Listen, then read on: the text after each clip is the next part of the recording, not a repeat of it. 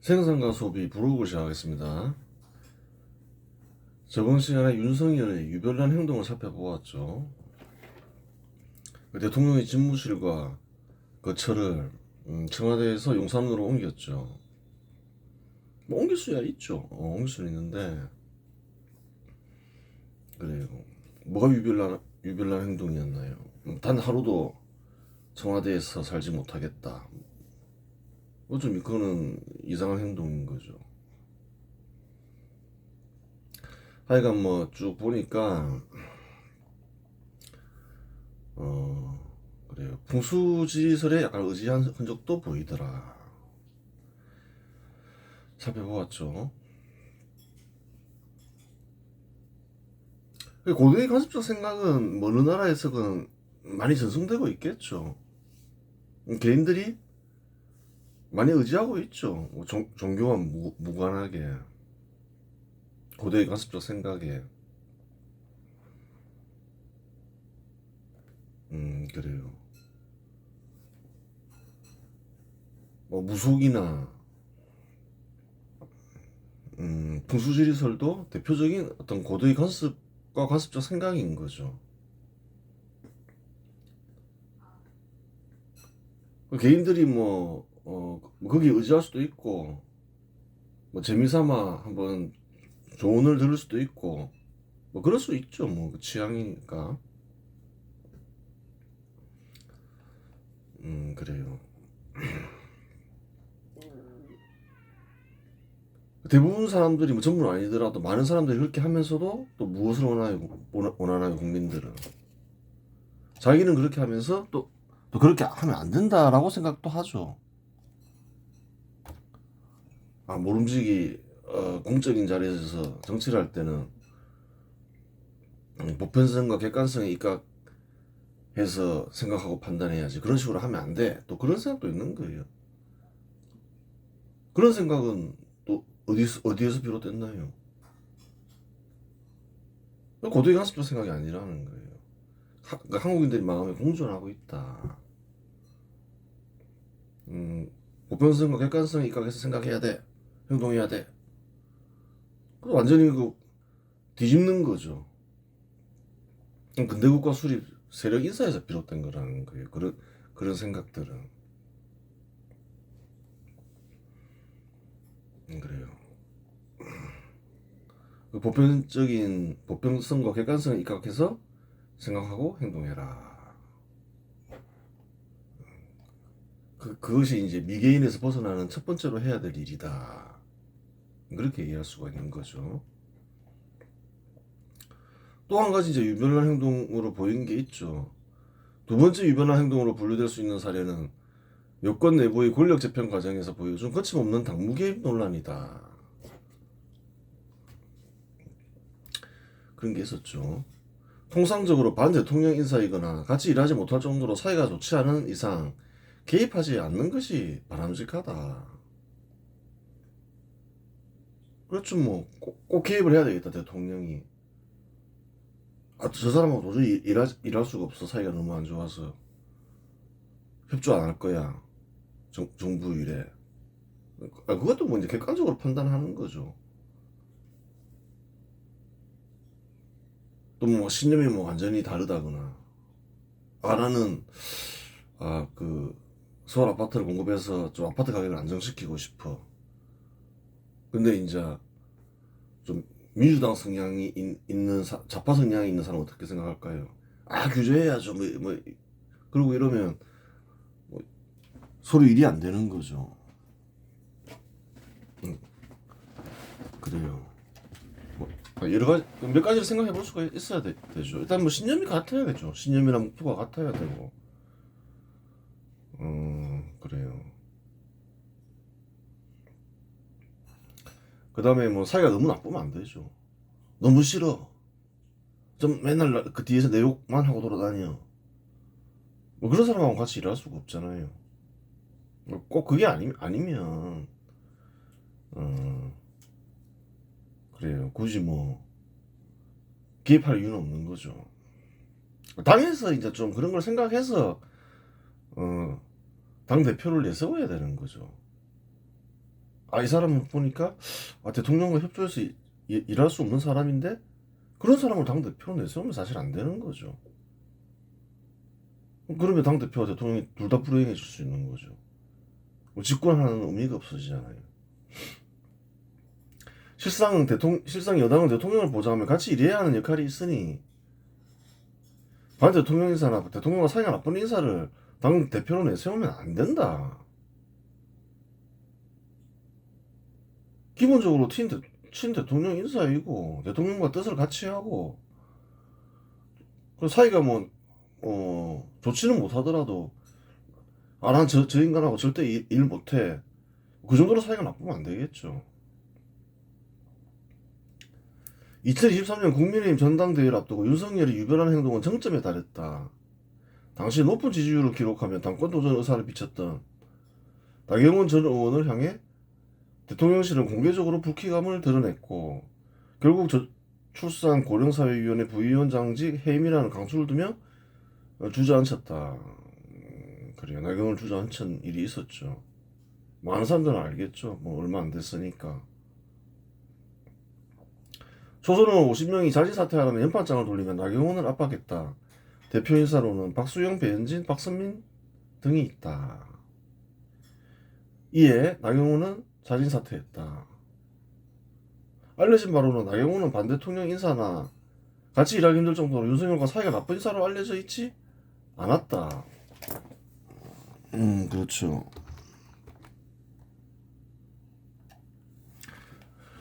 속사정까지는 알 수 없으나 널리 알려진 바에 의하면 윤석열의 조치는 유별난 행동이었다. 뭐 속사정까지는 모르죠. 뭐 사이가 사실은 나빴던 건지 그것까지는 알 수 없죠. 외부에서 볼 때 그렇다는 거예요. 뭐 반 대통령 인사도 아니고 그리고 사이가 뭐 그렇게 나빠 보이지도 않는데 그냥 하차시켜버린 거죠. 유별난 행동이 되는 거죠. 그런 경우는. 특별한 하자 없는 나경원을 당대표 경선에서 퇴장시킨 것으로 보아 당대표를 결정해 놓은 것으로 보인다. 좀 그렇게 보이죠. 나경원이 물러난 자리에 남은 가장 유력한 당대표 후보는 안철수였다. 하지만 안철수 역시 윤석열이 점지해 둘 인사는 아니었다. 안철수는 윤한연대가 없었으면 어떻게 대선 승리가 있었겠느냐며 본인이 윤심의 파트너임을 자처하자 당시 이진복 정무수석이 국회를 찾아와 던진 아무 말도 안 하면 아무 일도 안 일어날 것이라고 경고했다. 굉장히 대통령이 기분이 나빴던 거죠. 왜 기분이 나빴을까 한번 생각을 해볼 필요가 있는 거죠. 파트너 운운하면 맘먹으려는 걸 보니 보좌할 생각을 하지 않고 자기 정치할 모양이고 라고 윤석열은 생각했던 것 같다. 뭐 그냥 짐작을 해보는 거죠. 안철수는 자진 사퇴하지는 않고 조용히 당대표 경선을 완주했다. 조용히 하라니까 일단 조용을 해야 되겠죠. 대통령과 싸울 수는 없잖아요. 당대표 나가는데 여당 당대표인데. 안철수는 당대표로 부적절해 보이기는 하지만 문제는 암암리에 해야 할 일을 노골적으로 한 것이 문제이다. 대통령은 이제 보좌할 사람이 필요하죠. 그래요. 이제 그런 역할을 좀 알면서 행동하는 게 좋다는 거예요. 내가 대통령급이다. 그러면 이제 여당 당대표로는 좀 부적합하다는 거예요. 야당 당대표로는 괜찮을 수 있어도. 대통령이 당무 개입을 하지 않는다는 생각은 어리석은 생각이다. 아무하고나 함께 일할 수는 있으니 당무 개입하는 것은 함께 일할 수는 있으나 당무 개입하는 것은 확실하다. 암암리에 개입하는 것이 오랜 불문율이었다. 없으니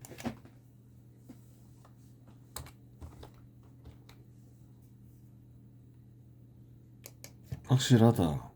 확실하죠. 아무하고나 일할 수는 없잖아요. 따라서 윤석열의 노골적인 행동은 역시 유별난 행동이었다. 계속 이제 뭔가요? 당과 대통령이 충돌을 하잖아요. 그래요. 어떻게 해결해야 돼요? 여당이 되면 좀 다른 방법으로 운영해야 되나 이런 생각도 들 수 있잖아요. 그거 생각해 볼 문제인 거죠. 그 전문적인 거죠.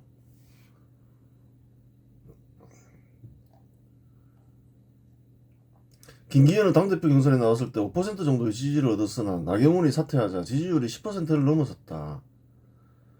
윤석열이 안철수를 압박하자 지지율이 급등하여 52%의 지지를 얻어 당대표로 선출되었다. 그런 일이 있었다는 거예요. 김기현을 염두에 두었으면 알 수 있는 거죠. 윤석열이 내세운 김기현 시절은 그리 오래 가지 못했다. 그렇게 이제 뭐 유별난 행동을 통해서 만들어 놨으면 또 계속 유지를 하든가 또 그러지도 못했다는 거예요. 2023년 10월 강서구청장 보궐선거에서 국민의힘이 참패하자 압박이 들어왔고 결국 김기현은 자진 사퇴했다. 강서구청장 보궐선거 참패 이후 수습책으로 등장한 임요한 혁신위원회가 가장 먼저 총구를 김기현 대표에게 겨눴다. 임 위원장은 지도부, 중진, 대통령 측근, 총선 불출마나 수도권 험지 출마를 결단하라고 요구했다. 사실상 김기현 대표에게 기득권을 내려놓으라고 공개적으로 압박한 것이다. 2023년 12월 12일 대통령 측근으로 알려진 장제원이 불출마 선언하자 김기현이 12월 13일 페이스북을 통해 사퇴를 발표했다. 결국 뭔가요? 개입할 필요가 없었다는 거예요. 이 사람이 하나 저 사람이 하나 그렇죠. 만족시키지는 못하잖아요.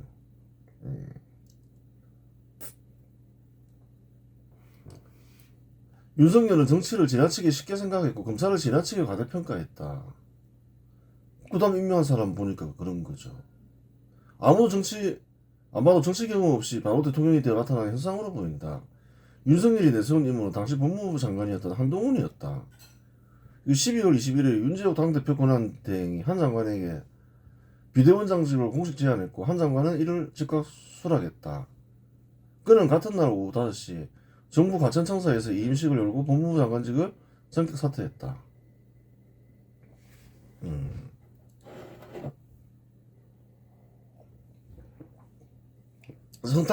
성탄절 다음 날인 12월 26일 국민의힘 전국위원회는 찬성을 96%라는 압도적인 수치로 한동훈 임명안을 가결했다. 그래요. 단체에서 사람을 인용할 때 무엇을 평가할까? 한번 생각을 해보자는 거예요. 그래요.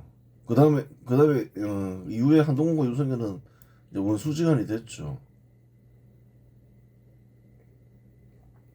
보통 이제 어떻게 임명을 했으면 문제가 생기지 않았을까요? 그런 걸 생각해 봐야 되는 거예요. 결국 능력과 신뢰가 판단 기준이 된다. 능력이 없으면 일을 할 수 없으니 능력을 평가할 수밖에 없다. 우선 능력을 봐야 된다 이 말이죠. 일을 못하는데 시킬 수가 없잖아요. 아무리 능력이 있더라도 자신의 역할을 하지 않으면 능력은 아무런 의미가 없다. 근데 이제 능력이 아무리 유능해도 자기 역할을 하지 않아요.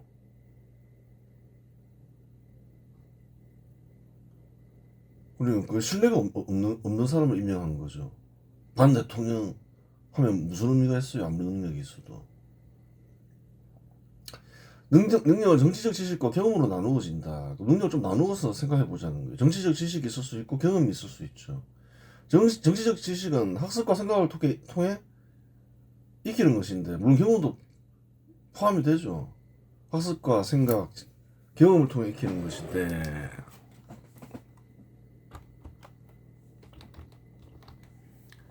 한동훈이 김기현보다 정치적 지식이 더 뛰어나다고 말할 수는 없다. 이 문제는 시험을 쳐보지 않은 이상 알 수 없다. 근데 김기현이 사실은 더 뛰어날 가능성이 크죠. 한동훈이 지식이 얼마나 많은지는 모르겠지만 김기현도 지식이 없으란 법도 없고 근데 김기현은 경험이 있잖아요. 풍부한. 그런데 경험은 김기현이 한동훈보다 훨씬 풍부하다. 경험 속에서도 지식이 쌓이는 거니까.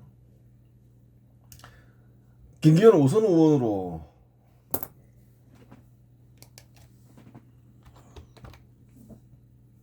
정치 경험 20년에 이런 인물이지만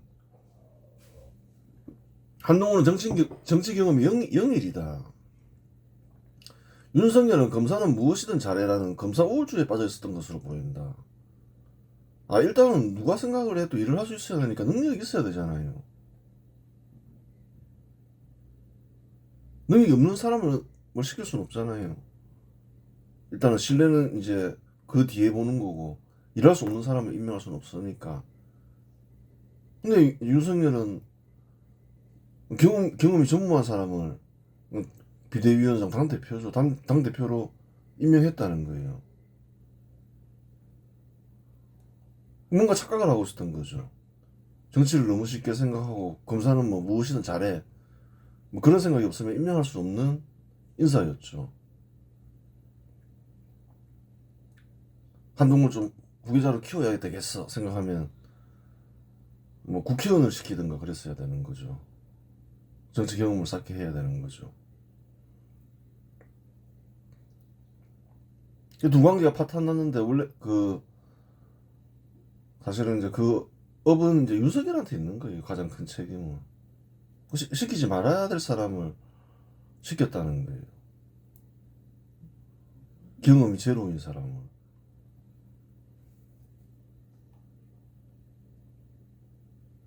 그리고 자기 역할을 모르잖아요. 신뢰는 희생정신, 신념, 친분이 기준이 된다. 윤석열은 한동훈과 오랜 기간 함께 검사 생활을 하면서 자기 보좌를 위해 능히 희생할 수 있는 인물은 김기현이 아니라 한동훈으로 판단했던 것으로 보인다. 그 신뢰는 이 사람이 뭐 조직을 위해서 희생하느냐.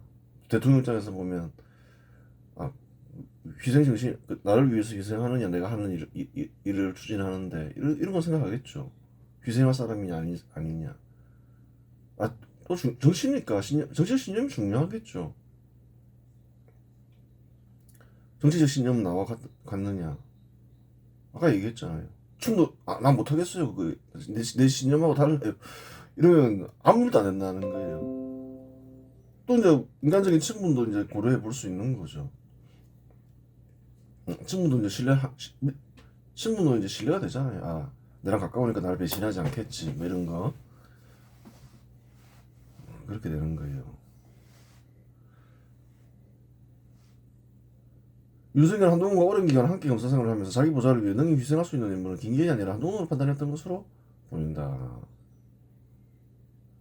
같이 오래 하다 보면 뭐 그렇게 생각될 수 있죠. 하지만 이후 정치적 행보를 볼 때 김기현은 당대표직에서 자진 사퇴할 정도의 희생정신은 있었지만 한동훈은 당대표에 강한 집착을 보여 희생정신이 강한 인물은 아니었다. 김기현이나 나경원은 대통령이 눈치를 주니까 그래 뭐 물러나자 뭐 대통령을 위해서. 근데 또 한동훈은 또 그런 인물이 아니었죠. 비대위원장직과 당대표의 강한 집착을 보였죠. 결국 윤석열 잘못 판단한 것이다. 희생정신이 별로 없는 사람인데 희생정신이 있다고 판단한 거죠. 친분에 있어서는 오랜 기간 함께 검사 생활을 하였으니 한동훈에 대한 친분은 김기현보다 훨씬 크다. 그건 당연하겠죠. 뭐 친하겠죠. 뭐 수십 년, 뭐 오랜 기간 검사 생활을 함께 했으니까. 검사 생활 때야 정치적 신념이 문제되지 않지만 정치할 때는 정치적 신념이 중요해진다. 정치적 신념이 다르면 위기의 순간 배신을 하기 때문이다. 아무것도 안 되는 거죠. 뭐 민주당 계이자 김영삼 계인사인 김무성이 군사정부 계이자 박정희 계인 박근혜를 탄핵하는데 앞장서지 않았는가. 그렇다는 거예요. 군사정부가 중시하는 것과 민주당 계가 중시하는 건 다르다는 거예요. 군사정부는 산업화를 위한 근대국가 수립을 했잖아요. 혁명을 통해서. 그에 맞서 싸운 이들이 민주당계잖아요. 그 중시하는 사건도 다르고 중시하는 사람도 다르잖아요. 기본적으로. 결정적인 순간 탄핵에 앞장서 버리잖아요. 그 정치적 신념이 중요한 거죠. 우선 정치적 신념부터 봐야 되는 거예요.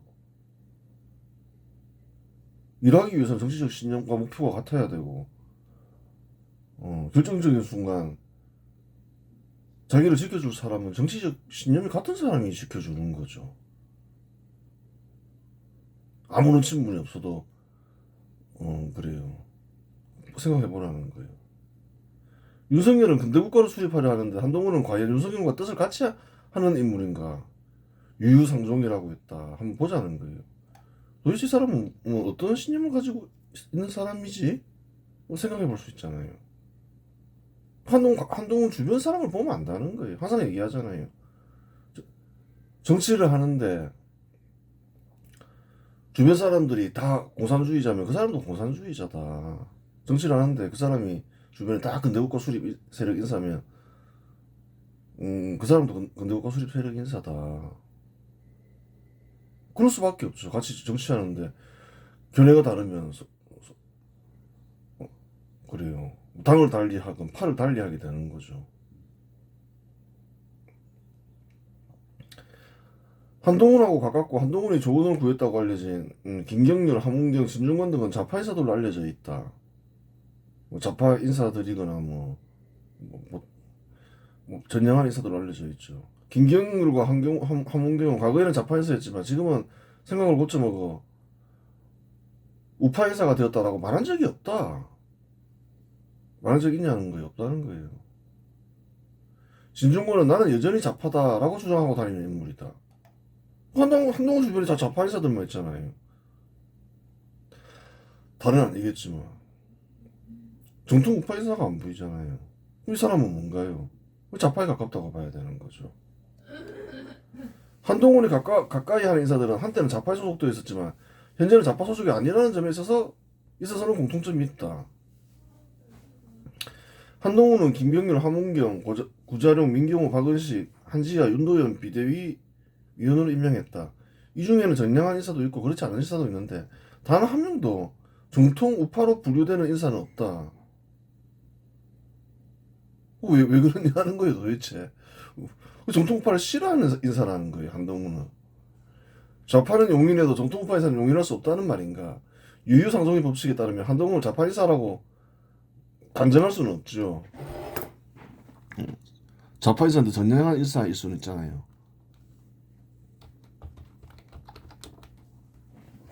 우파 인사를 싫어하는 사람이다. 아니 정통 우파 인사가 안 보이더라. 왜 그러냐. 이 정통 우파 인사를 싫어하니까 그런 거 아니냐 이렇게 얘기할 수 있잖아요. 그렇겠죠. 없다는 거예요. 당시 임명한 비대위 위원들 보면 아무도 없다는 거예요. 근데 윤석열은 어떤가요? 자유민주주의를 실현해. 그러고 있었잖아요. 그전에는 뭐 성향이 안 정해져 있었다 하더라도 그 대통령 하면서는 우파 인사의 면모를 보였다는 거예요. 그럼 충돌이 돼버리는 거죠. 정치적 신념이 다른 인사를 중용할 수는 없다. 따라서 한동훈은 신뢰에 있어서 김기현보다 앞서지 못했다. 앞서지 못한다. 일단 정치적 신념은 같아야 되겠죠. 정치하는데. 김기현과 한동훈을 비교해 보자는 거예요. 김기현이 한동훈보다 낫다는 거예요. 정치적 신념은. 정치적 경험은 우월하죠. 정치적 지식은 뭐 시험 안 쳐봐서 모르겠지만 사실 이것도 낫다고 봐야 되죠. 김기현이 훨씬 낫다는 거예요. 희생정신. 임명할 때는 뭐 몰랐다 하지만 뭐 하여튼 뭐 뒤에 보면 그래도 김기현은 자신 사퇴할 정도의 그래요. 희생정신이 있더라. 뭐 나경원도 그랬죠. 한동훈은 당권 집착. 그쵸. 희생정신이 부족하죠. 정치적 신임 아까 봤고 인적 네트워크 이런 것도 뭐 뛰어날 테고 사적 친분 이거는 이제 훨씬 낫겠죠. 친하다 생각하는 거죠. 오랜 기간 함께 했으니까. 네 개에서 김기현이 우위에 있고 친분은 이제 한동훈이 훨씬 우위에 있겠죠. 어떻게 써야 되나요? 한동훈은 임명해서 안 됐다는 거예요. 객관적으로 볼 때. 김기현을 그대로 두었어야 된다는 거예요. 김기현은 네 가지 평가 기준 중에서 한동훈보다 앞서고, 한동훈은 사적 친분에서만 김기현을 앞서니 김기현을 당대표에서 몰아내고 한동훈을 비대위원장으로 임명한 일은 잘못된 인사 조치였다. 만일 윤석열에게 정치 경험이 있어 정치가 쉽지 않다고 생각했으면 한동훈을 비대위원장으로 내세우지 않았을 거다. 한동훈을 내세운 건 결국은 정치를 너무 쉽게 생각한 거죠. 그래요. 뭐 다 그렇죠. 뭐 청와대 이전도 그렇고, 윤석열의 유별난 행동 두 가지를 살펴보았는데 이와 같은 행동은 그의 성격과 정치 경험 부족에서 비롯된 것으로 보인다. 밀어붙이는 강직한 성격이 있더라도 정치 경험이 풍부하면 유불리를 따지면 제어가 가능하다. 정치를 오래 했어요. 강직한 성격이 뭐 윤석열만 있겠냐는 거예요. 근데 무리하게 당대표를 그래요. 당무 개입을 해버리죠. 너무 쉽게 생각하니까 막 개입을 하는 거죠. 유불리를 따져보지 않는 거죠.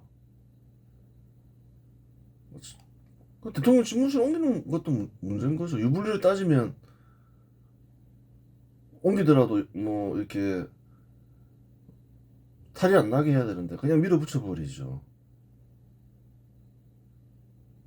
그것은 이제 좀 이 정치 경험이 부족해서 한동훈과 마찬가지로 뭐 그런 것으로 보이죠. 즉 윤석열 역시 한동훈처럼 정치 경험이 없어 정치를 쉽게 생각했기 때문에 상식 밖의 일을 벌인 것으로 보인다. 그렇죠. 유별난 행동이라고 하는 거죠. 그래요.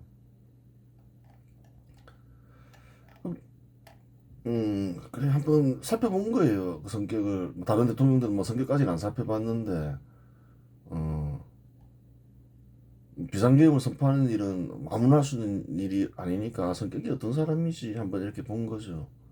그래요. 이번 시간은 여기서 마치겠습니다.